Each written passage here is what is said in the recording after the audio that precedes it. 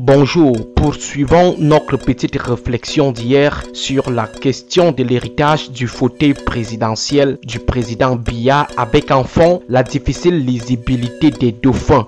Parlons ce matin de ce qui se dégage malgré tout comme semblant de dauphin mieux comme clan prétendant au dauphinat et donc potentiellement au cœur de la succession. En passant, il faut exclure l'hypothèse d'un changement constitutionnel parce que le droit dont la constitution a toujours été un instrument à la solde de l'ordre de 82. Parmi les clans prétendant à la succession qui s'offrent à notre observation, on note deux grandes catégories de blocs, les insiders, blocs internes à la galaxie de 82 et les outsiders, blocs externes à la dite galaxie. Commençons par les insiders, c'est-à-dire les états-majors de la galaxie Biya. Il ressort de notre observation deux principaux camps. Il y a le camp de la famille présidentielle, il y a le camp de la belle famille présidentielle.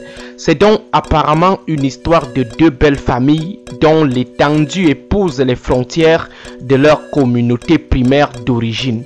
Les deux grandes familles se disputent toute l'exclusivité de la proximité avec le président. L'une fait valoir le lien conjugal, l'autre le lien de sang. L'inauguration, il y a de cela quelques mois, des rencontres fraternelles dans le sud, rancrées dans cette lutte intra-présidentielle à l'heure où le clan lié au sang se sentait fragmenté face au raffermissement de la belle famille. Ceci après le constat de la liquidation amorcée des têtes menaçantes de la communauté de sang. Un camp contrôle la signature présidentielle tandis que l'autre tient la force armée la plus stratégique. Les deux groupes se regardent en chien de faïence et sont dans une neutralisation réciproque. Chacun essaye de positionner ses éléments à des postes stratégiques pour la lutte finale qui pourrait être très critique. La force du nombre d'alignements communautaires pourrait aussi jouer un rôle déterminant dans le dénouement des tensions encore sournoises. Par exemple, celui qui convaincra bien le Grand Nord des nostalgiques d'Aïdjo, pro et anti-renouveau,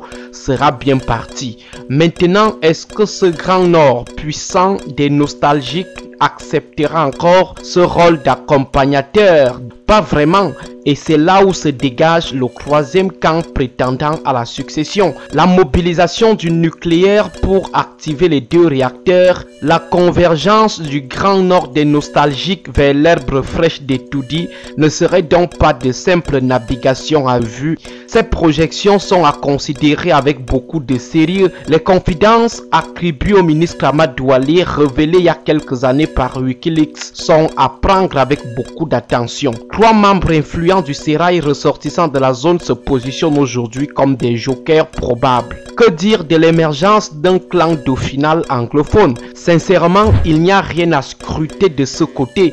En effet, en plus du fait que la communauté anglophone semble ne pas totaliser une influence politique capable d'évincer l'assise hégémoniste francophone qui a embrigadé le pouvoir présidentiel dans l'axe nord-sud, il y a que la crise amazonienne ne permet pas aux pouvoiristes de ce groupe de se constituer en clan prétendant au dauphinat. Que dire maintenant des barons déchus emprisonnés dans le cadre de l'opération Épervier? Constitution très difficile aussi de cet tout-puissant arrogant d'hier en bloc successoral. D'abord, beaucoup d'entre eux sont affaiblis par les maladies et la vieillesse. Ils sont également financièrement au bord du chaos. Ensuite, ils ne partagent pas une base communautaire primaire commune, élément très déterminant dans les démocraties villageoises d'Afrique où la conquête et la conservation du pouvoir reposent d'abord sur des solidarités communautaires primaires. Par contre, l'homogénéisation politique de l'armée est probable au regard des avantages faramineux, l'embourgeoisement sauvage de plusieurs de ses élites. Du coup, son leadership au ventre bien ménagé constitue le quatrième camp probable probables prétendants à la succession. Mais malgré les divisions observées, le premier, le deuxième et le quatrième clan peuvent à tout moment, le moment venu, faire la paix des braves à l'effet d'éviter une perte commune du pouvoir qui pourrait les exposer à un règlement de compte difficile. C'est cet enjeu qui explique aujourd'hui les manœuvres ubuesques de positionnement d'un des fils du président considéré désespérément comme la seule chance de sauvetage de l'unité apparente de ces blocs. Rendez-vous demain pour la place des outsiders dans le contrôle de l'après-Biya.